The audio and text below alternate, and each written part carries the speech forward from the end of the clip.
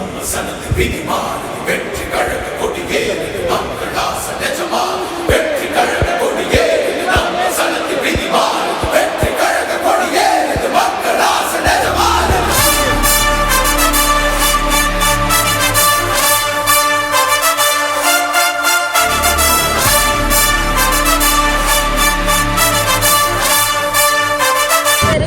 கிராம சபை கூட்டத்தில் கிட்டத்தட்ட பல முறை போய் முறையிட்டு இருக்காங்க. நானே கிராம சபை கூட்டத்தில் நேரடியாக அதிகாரிகளை பார்த்து புகார் கொடுத்தேன். கிராம சபை கூட்டத்தில் இந்த புகார்களை நேரடியாக அதிகாரிகளிடமே தெரிவிச்சேன். ஆனா அதிகாரிகள் என்ன சொன்னாங்கன்னா, ஓரிரு நாள்ல உங்களுக்கான நடவடிக்கைகளை நாங்க எடுப்போம் அப்படின்னு உறுதி அளிச்சு அந்த இடத்துல அனுப்புறோம். கிராம சபையில எடுக்கக்கூடிய தீர்மானங்களுக்கு உடனடியாக நடவடிக்கை எடுக்க வேண்டும் என்பது முதலமைச்சர் ஸ்டாலின் அவர்களுக்கு தெரியுமா தெரியாதா? ஏன்னா இது மாதிரியான ஒரு கிராம சபை கூட்டங்கள் எதற்காக அதிகாரிகளை வைத்து நடத்துகிறார்கள் என்பதே முதல்ல ஒரு கேள்வியா இருக்கு. கிராம சபை கூட்டங்கள் நீங்க நடத்துறீங்களா இல்ல கண்துடைப்பு கூட்டம் நடத்துறீங்களான்றது முதல் கேள்வியா இருக்கு. ஏன்னா ஏதோ ஒரு கண்துடைப்புக்காக அங்க உட்காந்துட்டு அதிகாரிகள் மக்கள் குறைகளை தீர்க்க போகிறோம் சொல்லி மக்களை வர வச்சு அந்த இடத்துல மக்களுடைய நேரத்தை விரயம் செய்து எதற்காக இந்த நேரத்தை செலவிடுறாங்கன்னு தெரியல. ஏன்னா உடனடியாக தீர்வு காண்போம், உடனடியாக நீங்க செல்லுங்க, உடனடியாக நாங்க வருவோம் தீர்வு காண்போம் என்று சொன்ன இந்த அதிகாரிகள் ஏன் இதுவரை அந்த இடத்தை கூட பார்வையிட கூட வரவில்லை என்பதுதான் முதல் கேள்வியா இருக்கு. குறிப்பா இரவு நேரத்தில் மிகப்பெரிய கொசு தொல்லை அங்க இருக்கக்கூடிய பகுதி மக்கள் மிக அவதிக்குள்ளாகிறாங்க. அங்க இருக்கக்கூடிய குழந்தைகளுக்கு நிறைய குழந்தைகளுக்கு அம்மா போட்டிருக்கு, குழந்தைகளுக்கு பாக்டீரியா இன்ஃபெக்ஷனால அவங்களுக்கு காய்ச்சல் ஏற்பட்டிருக்கு. நிறைய குழந்தைகள் பாதிக்கப்படுறாங்க. யாரு பாதிச்சா என்ன, யாரு செத்து போனா என்ன என்ற ஒரு எந்த கவலையும் இல்லாம இருக்கக்கூடியவர்கள் தான் இந்த அதிகாரிகளா? அதிகாரிகளுடைய யாருடைய கட்டுப்பாட்டில் இருக்கிறார்கள் என்பது முதல் கேள்வியா இருக்கும். எதுவா இருந்தாலும் முதலமைச்சர் அவர்களுடைய ஆணையின் பேரில் தான் அனைத்தும் செயல்படுகிறார்கள் என்று சொல்லக்கூடியவர்கள் இது வரைக்கும் ஏன் இதை நடத்தவில்லை? பஞ்சாயத்துல போய் இதற்கான பதிலை நம்ம தெரிவிக்கும் போது பஞ்சாயத்தில் இருக்கக்கூடியவர்கள் என்ன சொல்றாங்க, எங்களுடைய ஆட்சி காலம் முடிந்து விட்டது, இனி வரக்கூடியது நேரடியாக அவர்கள் ஆபீசர்ஸ் கூடிய கட்டுப்பாட்டில் தான் இருக்கிறது, அவர்கள் உரிய நடவடிக்கைகளை எடுப்பார்கள் என்று சொல்றாங்க. ஆனா இதுவரைக்கும் ஏன் எந்த நடவடிக்கையும் எடுக்கிறாங்க? இதுவரைக்கும் எந்த ஒரு நடவடிக்கையும் இல்லாத காரணத்தினால்தான் மக்களே நேரடியாக வெளியே வந்துட்டாங்க. வீட்டுக்குள்ள இருந்து டிரைனேஜ் வாட்டர் வெளியே வரும்போது அந்த மக்களுக்கு எது மாதிரியான பாதிப்புகள் இருக்கு, மக்களுக்கு எது மாதிரியான பாதிப்புகள் இருக்கு என்பதை பார்க்கணும். மக்கள் பாதிப்பையும் பார்க்க மாட்டீங்க, மக்களையே சந்திக்க மாட்டீங்க, மக்கள் பிரச்சனைகளே கேட்க மாட்டீங்க. ஆனா வாக்காளர்களுக்கு வாக்கு மட்டும் சேகரிக்க வரீங்கன்னா இது எது மாதிரியான அரசுகளாக இருக்கிறது பார்க்கணும். ஒரு 5 நிமிஷம் சார் முடிச்சிடும். எது மாதிரியான அரசாக இருக்கிறது பார்க்கணும். எத்தனையோ முறை போய் நாங்கள் முறையிட்டாச்சு, இதுவரைக்கும் எந்த நடவடிக்கையும் இல்லை. இதே கம்ப்ளைண்ட் 4 வருஷமா மக்களை திரட்டி ஒரு பெரிய ஆர்ப்பாட்டத்தை நடத்துவது இந்த நேரம் முடிச்சிருக்கேன். பாருங்க, உங்க காலை எடுங்க, உங்க கால் பாருங்க கொசுக்கடியினால எது மாதிரியான ஒரு பாதிப்புல இருக்கு பாருங்க. அந்த குழந்தைகளுக்கு முதல்ல எல்லாருக்கும் பாதிப்பு இருக்கு. உங்க காலை எடுத்துங்க சார். காவல்துறை அதிகாரிகள் எடுக்கும் போது இவங்களே எடுக்க பாதிக்கப்பட்டிருக்காங்க. அனைவரையும் காலை பாருங்க எது மாதிரியான ஒரு பாதிப்பு இருக்கிறது. இவங்க உயிருக்கு எது மாதிரியான ஒரு உத்தரவாதத்தை இந்த அரசு அதிகாரிகள் செயல்படுத்தி வருகிறார்கள். ஐசிஎம்ஆர் பக்கத்திலே இருக்கு, என்ன செய்கிறார்கள் ஐசிஎம்ஆரை சார்ந்தவர்கள் என்று தெரியல. சொம்புல தண்ணி வைக்காதீங்க, கப்புல தண்ணி நிக்குதா பாருங்க என்று சொல்லக்கூடியவர்கள் அந்த பகுதியை சுற்றி கழிவுநீர் தேங்கி இருக்கிறது, அதை அகற்றுவதற்கு ஒரு நடவடிக்கை எடுக்கவில்லை. அந்த பகுதியை சுற்றிலும் ஒரு பிளீச்சிங் பவுடர் தெளிப்பதற்கு கூட வாய்ப்புகள் இல்லை என்பது மிக மிக ஒரு கவலை அளிக்கக்கூடியதாக இருக்கு. இதற்கு உடனடியாக ஒரு தீர்வை எடுக்க வேண்டும் என்பதுதான் இப்பொழுது என்னுடைய ஒரு கோரிக்கையா இருக்கு. தோழர்கள் உடனடியாக கூப்பிட்ட உடனே வந்தாங்க. தாவேகா தோழர்கள் உடனடியாக மக்களுக்காக நிற்கிறாங்க. அது எங்களுக்கு ஒரு பெரிய ஒரு உறுதுணையாக இருக்கு. இந்த நேரத்தில் தாவேகா தலைவர் விஜய் அவர்களுக்கும் தமிழக வெற்றி கழகத்தின் பொதுச் செயலாளர் திரு என் ஆனந்த் அவர்களுக்கும் அந்த தமிழக வெற்றி கழகத்தை சேர்ந்த மாவட்ட செயலாளர் திரு பாலமுருகன் அவர்களுக்கும் இந்த நேரத்தில் நாங்கள் நன்றியை தெரிவித்துக் கொள்கிறோம். இந்த பகுதியை சார்ந்தவர்கள் செந்தில்குமார் சாரோட அவர்கள்லாம் இந்த இடத்துல மிகப்பெரிய அளவில் ஒரு ஒத்துழைப்பை கொடுத்தார்கள். மகளிர் அணியை சார்ந்தவர்கள் வந்திருக்காங்க. ஒரு பெரிய எங்களுக்கு ஒரு அடுத்ததாக ஒரு கட்டத்திற்கு தீர்வு காண்பார்கள். அரசு தீர்வு காண்பதோ இல்லையா, தமிழக வெற்றி கழகம் தீர்வு காணும் என்பதை நாங்கள் உறுதியாக நம்புகிறோம். நீங்க பேசுறீங்க அப்படியே இருங்க, இவர் பேசிட்டோம்.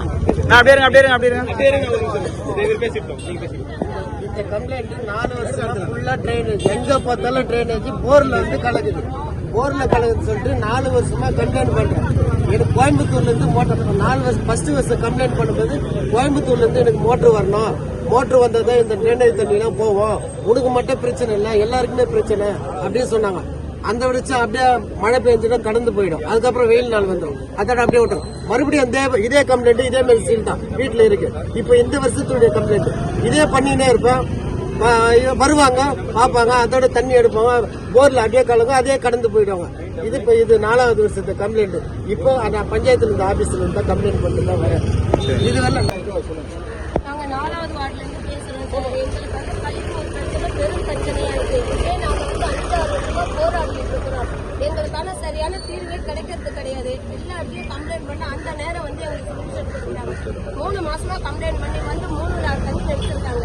திருப்பி வந்து பாத்தீங்கன்னா எங்க ஏரியாவே நார்கிட்டு கிடக்கு. ஒண்ணுமே சொல்ல முடியல எங்களால. எத்தனை வாட்டி நாங்க போய் பஞ்சாயத்து போர்டுல சொல்றது, இதுக்கான ஸ்டெப் யார் எடுப்பாங்கன்னு தெரியல எங்களுக்கு. நாங்க வந்து வரி கட்டுறோம், எல்லாமே செய்யறோம். நாங்க இந்த நாட்டத்தையும் நாட்டத்தையும் மூத்த நாட்டத்தையும் இருக்கிறோம் எங்களுக்கே தெரியல. அவசியம் போர்டுல வந்து எந்த இதுவுமே கிடையாது, ஃபெசிலிட்டிஸே கிடையாது. எங்களுக்கான இது வந்து நாங்க வந்து அந்த நாட்டத்தில் இருக்கும்போது எங்களுக்கு வந்து கண்ட வியாதி எல்லாம் வருது. எங்களுக்கான வியாதிக்கு நாங்க வந்து போய் பொதுமக்கள் வந்து போய் ஹாஸ்பிட்டல்ல ட்ரீட்மெண்ட் எடுக்கிற அளவுக்கு வந்து எங்களுக்கு வசதி வாய்ப்பும் கிடையாது. அவசியம் போர்டுல நாங்க வந்து இருக்கிறோம் தான் பேரு. சுகாதாரம், அப்புறம் வந்து சுத்தமான நாகரிகமான இதுன்னு சொல்றாங்க, தமிழ்நாடுன்னு சொல்றாங்க. அதுக்கான இதுவே கிடையாது. அதுக்கு நாங்க இதுல குடும்பத்தையே போய் இருந்துக்கலாமா? அதுவும் இதுவும் ஒரே மாதிரி தான் இருக்கு பார்க்க போனோம். எங்களுக்கான வந்து அந்த இடத்துல வந்து தண்ணி கிடைக்கிறது கிடையாது. போர் தண்ணி வந்து ட்ரைனேஜ் தண்ணியில கலக்குது. அதையும் நாங்க யூஸ் பண்ற மாதிரி இருக்கு. ரொம்ப ப்ராப்ளமா இருக்கு. நாங்க எங்கதான் அதை போய் முறையிடுறதுன்னு எங்களுக்கே தெரியல. சொல்லும் போது வராங்க, அடுத்த டைம் வரது கிடையாது. சொல்லும் போது கூட ஒரு 10 டைம் போய் சொன்னாலும் ஒரு டைம் வராங்க, 10 டைம் வரது கிடையாது. இப்ப கம்ப்ளைண்ட் பண்ணி 3 மாசம் தண்ணி எடுத்தாங்க. இப்ப திருப்பி வந்து பாத்தீங்கன்னா எல்லாருமே அங்க வந்து குழந்தை குட்டிலாம் வச்சிருக்காங்க. ஐசிஎம்ஆர்ல இருந்து வராங்க, வந்து பாக்குறாங்க ஃப்ரிட்ஜ் பின்னாடி தண்ணி இருக்கா, அது இருக்கா, இது இருக்கான்னு தான் கேட்கறாங்க. ஆனா இப்ப வந்து பார்க்கவும் மாட்டாங்க, அதுக்கான ஸ்டெப் எடுக்கவும் மாட்டாங்க. அந்த டைம்ல எதுக்கு சார் வராங்க ஐசிஎம்ஆர் வந்து ஃப்ரிட்ஜ் பின்னாடி தண்ணி இருக்கா, டேங்கை கிளீன் பண்ணுங்க, குப்பை வைக்காதுங்க, இதெல்லாம் கேட்கறாங்க. இப்ப வந்து பார்க்க சொல்லுங்க ஏரியா எப்படி கிடைச்சதுன்னு சொல்லிட்டு கேட்டா எல்லா இடத்தையும் அப்படிதான் இருக்குன்னு சொல்றாங்க. எல்லா இடத்தையும் அப்படி இருக்குன்னா எந்த இடத்துல அப்படி இருக்கா அந்த இடத்த சுத்தம் பண்ணுங்க. அவங்களும் மக்கள் தான், நாங்களும் மக்கள் தான், எங்களுக்கு வந்து செஞ்சு கொடுங்கன்னு சொல்றாங்க. எல்லாருமே மக்கள் தான், எல்லா உயிரும் உயிர் தான். அதனால எந்தெந்த இடத்துல அப்படி இருக்கா அதுக்கான ஸ்டெப் யார் எடுக்கணும்னு எடுத்து எங்களுக்கு செஞ்சு கொடுங்க. நாங்க வந்து எவ்வளவு நாள் தான் அந்த இதுல இருக்கிறது. அங்க வந்து பார்க்ல வந்து இந்த பெருக்கிறவங்க கூட்டுறவங்க எல்லாம் தங்கிருக்காங்க. அவங்களுக்கு வந்து வீட்டு கொடுத்துருக்காங்க. ஆனா வந்து அவங்க வந்து அங்க இருக்கிறாங்க, அவங்களுக்கு சரியான முறையான லெட்டின் பாத்ரூம் எதுவுமே கிடையாது. அவங்க அந்த பார்க்லயே எல்லாமே குளிக்கிறாங்க, குளிக்கிற தண்ணி வந்து மோஷன் போறாங்க, யூரின் போறாங்க, எல்லாமே அந்த பார்க்ல தான் இருக்கு.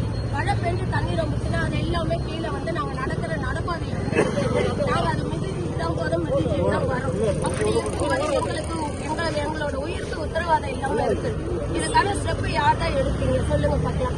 எங்களால முடியல சார், நாங்க எவ்வளவு போராட்டம் பண்ணிட்டோம். ஆனா வந்து மெயின்ல எல்லாம் தண்ணி எல்லாத்தையும் நிக்குதுன்றோம். மெயின்ல தண்ணி நிக்கல, எல்லா இடமும் மேடு, அந்த இடம் மட்டும்தான் டவுன். அந்த இடத்துல இருக்கிற ட்ரைனேஜ் எல்லாம் நீங்க வந்து தூக்கி கட்டினாதான் இங்க இருக்கிற தண்ணி எல்லாம் ரிவர்ஸ் அங்க வராம இருக்கும். அந்த ட்ரைனேஜ் தூக்கி எடுத்து லாரி வச்சு எடுத்துட்டு போறாங்க, அடுத்த செகண்ட் திருப்பி வெளியில வருது. அந்த ட்ரைனேஜ் அந்த இடம் ஃபுல்லா டவுனு மேடாக்கி அந்த ட்ரைனேஜ் எல்லாம் மேட்ல ஏற்றி கட்டினாதான் தண்ணி ரிவர்ஸ்ல வராம மெயின்ல வந்து சுத்தமாக்கிட்டாங்க. பொதுமக்கள் எல்லாருமே நடக்கிற இடம் மெயின் ரோடுங்கிறதுனால சுத்தம் பண்ணிடுறாங்க. அது வந்து சந்தை உள்ள இருக்குதுங்கிறதுனால அதுக்கான ஸ்டெப் எடுக்க மாட்டாங்க. சொல்றப்போ வந்து பேருக்கு ஒரு தண்ணி எடுத்துட்டு போயிடுறாங்க. அதுக்கப்புறம் திருப்பி நாங்க அதே நாத்தத்துல தான் இருந்துட்டு இருக்கோம். எங்களுக்கான முறையான எங்களுக்கான நாங்க உதவியை வந்து அவங்க செஞ்சுதான் ஆகணும். வரி வாங்குறாங்க, எல்லாம் வாங்குறாங்க. நாங்க வந்து இந்த நாத்தத்துல இருக்கணும்னு ஒண்ணு எங்களுக்கு ஒன்றும் இது கிடையாது. எங்களுக்கு ஒரு வியாதி வந்தா யார் சார் பார்க்கறது? குழந்தை குட்டியெல்லாம் அப்படி இருக்கிறாங்க, அவங்களுக்கான இது வைக்க சொல்லுங்க.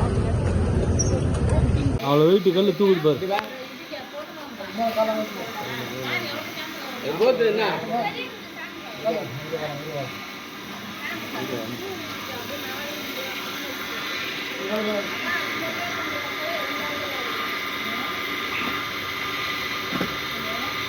அண்ணா க்ளவுஸ் எல்லாம் கொடுக்க மாட்டாங்களா உங்களுக்கு?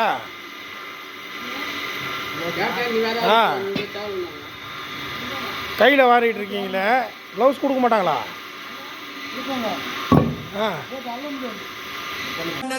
உனக்கு காட்ட வரனா